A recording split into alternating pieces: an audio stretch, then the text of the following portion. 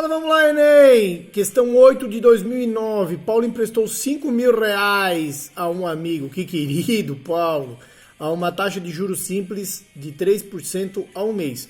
Considere X o número de meses do empréstimo e MX o montante a ser devolvido para Paulo no final dos meses. Nessas condições, a representação gráfica correta de M, o M é o montante, ou seja, quanto que o cara tem que devolver.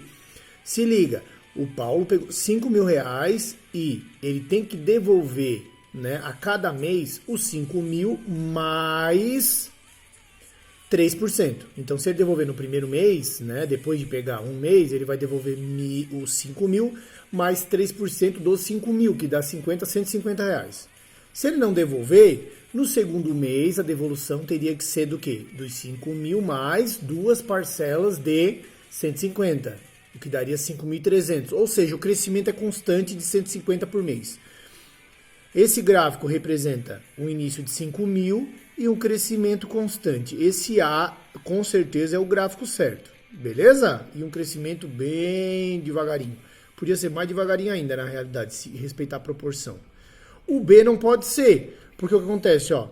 Ele começa devendo 5 mil, a dívida aumenta e depois de certo tempo, que ele não disse, mas é um certo tempo, X, ele falou que X são os meses, fica constante. Isso não acontece, porque a dívida aumenta todo mês.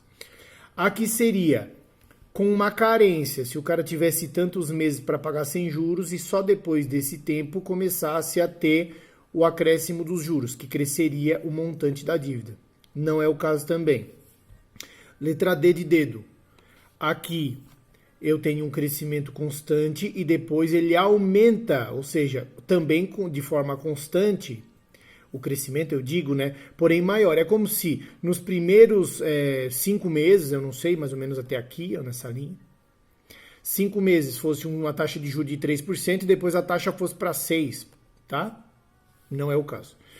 E aqui a dívida do camarada está decrescendo. Começa já com 5.150, como se ele já pagasse direto, e depois começa a decair o montante sem pagar. Seria muito bom, mas não é verdade. Então, a letra A de amor é a verdadeira. Pode crer, um beijo do gordo, Ori.